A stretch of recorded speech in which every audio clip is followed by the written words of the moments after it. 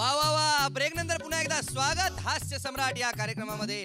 आणि मला आत्ताच एक किस्सा कळला पुण्यात, बरं का. पुण्यातील लोक कशी सच्ची असतात नाही का, तोंडावर बोलणं, किमान शब्दात कमाल अपमान करण्याची त्यांची जी क्षमता असते पुलंनीच म्हणून ठेवलेलं आहे.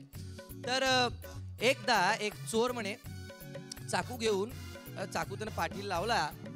पांढरा खादीधारी एक माणूस होता, त्या पाठीला लावला आणि त्याला म्हणाला, चले चल हातातलं घड्या काढ, चल तुझं लॉकेट काढ, चल तुझी पर्स काढ, चल तुझे पायताणं काढ, चल तुझा चष्मा काढ. तो म्हणला, ए तुला माहिती आहे का मी कोण आहे? म्हणला, कोण आहेस तू?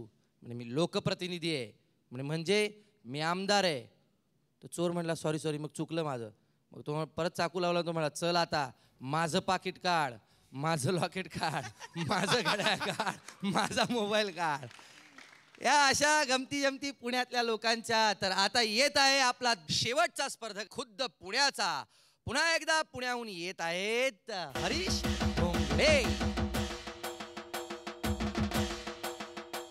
धोंगडे साहेब, मी तुम्हाला काहीही बोलणार नाही कारण तुम्ही पुण्याचे आहात, नाही का. तर मी तुम्हाला फक्त ऑल द बेस्ट देतो आणि इकडून जिंकूनच जा, तीच उमेद बाळगा. Okay, all the best. धन्यवाद. All the best. अशोक सराफच्या आजीनं म्हशीच्या शेणावरती लक्ष ठेवायला सांगितलं होतं. बैल पोळा होता आणि घर सारवायचं होतं. आजी म्हणते अशोक सराफना, अरे आशक्या, अरे मुडद्या, बैल पोळा आलाय, घर सारवायचं आहे, जरा म्हशीच्या शेणावर लक्ष ठेव रे, जा मुडद्या. किती सांगायचं तुला, कमलेच्या आईला त्याच्या.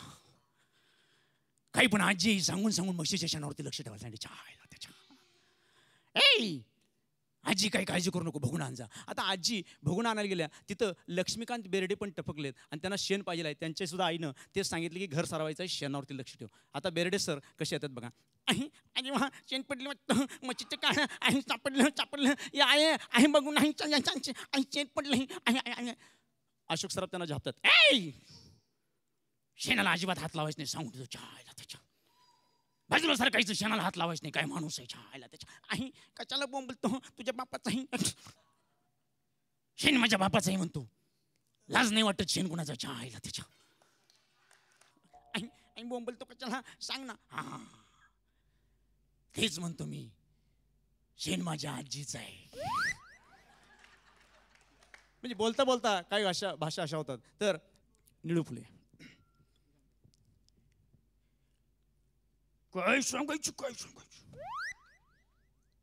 अरे मराठीतलं मुख्याध्यापक आहे, वेस सर एवढंच इंग्लिश बोलायचं, जास्त इंग्लिश बोलायचं नाही. सांगतो पहिलं कोणी, पहिलं अमिताभ बच्चन. अरे हा येस सर, दिसलं वर्गात लांबडं एकटंच आहे, बस खाली. दुसरं कोणी, दुसरं शत्रुघ्न सिन्हा. Yes sir. काय झालं गाढवासारखं वाटायला, हात सरळ कर, तुझ्याच नाकात बोट जातील दोन, बस खाली. बेचा पाडा म्हणा, मास्तरवर गुरगुरायचं नाही. हात सरळ कर, सारखं वाकडा काय हात करतो, गुरगुरायचं नाही मास्तर. बक बा,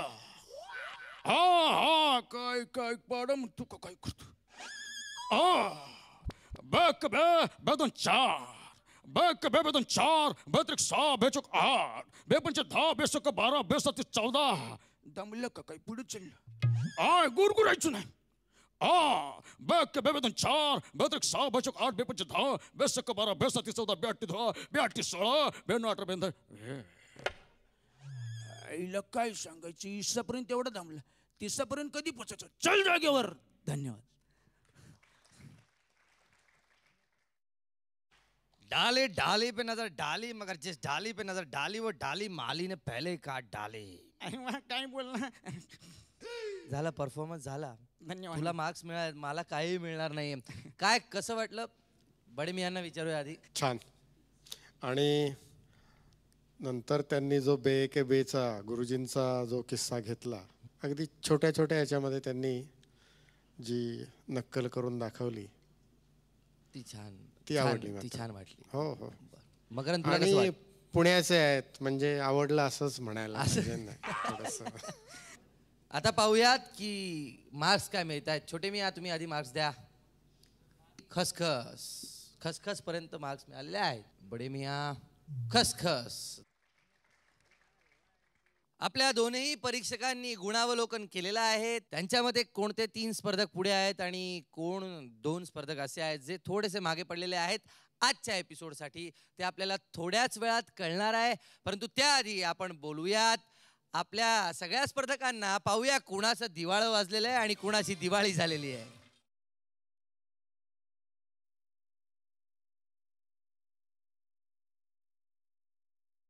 नाही, कुणाच्याही चेहऱ्यावर टेन्शन दिसतंय पण नाही असं म्हणतायत सगळे. बर, आता मायबाप परीक्षकांनो काय निकाल लावलेला आहे सांगा जरा.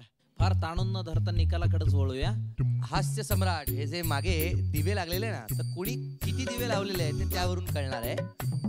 ज्यांचा दिवा लागेल ते आज पुढे आहेत आणि ज्यांचे दिवे लागणार नाही ते आज मागे. आता कुणाचा कुठला दिवा? हास्य सम्राट. तर हे असं आहे.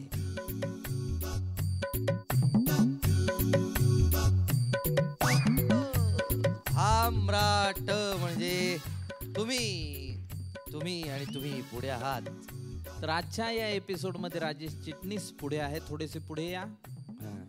त्यानंतर अभिनय बोरकर थोडेसे पुढे या. संतोष शिंदे थोडेसे पुढे या. हे तिघे पुढे आहेत. विजय राऊत आणि हरीश धोंगडे थोडेसे मागे आहेत. त्यांना खरं तर ही वॉर्निंग आहे. एक साधं गणित असं आहे की ही स्पर्धा आहे, त्यामुळे वन डे मॅच सारखं जो जास्त बॅटिंग करेल तो जिंकून जाईल. आजच्या एपिसोडमध्ये हरीश आणि विजय यांच्या परफॉर्मन्स मध्ये जरा 19-20 झालं म्हणून ते जरा मागे पडलेले आहेत. परंतु त्यांना सुद्धा संधी आहे उद्याच्या एपिसोडमध्ये. 5ही जण परफॉर्म करणार आहेत उद्याच्या एपिसोडमध्ये आणि आपण त्याचा आनंद लुटणार आहोतच. आणि मग काय होणार? आजचा एपिसोड आणि उद्याचा एपिसोड या सगळ्या गुणांची बेरीज वजाबाकी होईल आणि ज्या 2 स्पर्धकांचे जास्तीत जास्त गुण असतील ते 2 स्पर्धक जाणार आहेत हास्य सम्राटच्या उपांत्य फेरीमध्ये म्हणजेच सेमीफायनल राऊंड मध्ये. तर पाहायला विसरू नका उद्याचा एपिसोड रात्री 10 वाजता. प्लीज टीव्ही ऑन करायचा, हास्य सम्राट पाहायचं. Okay, bye bye, take care, good night, I love you all.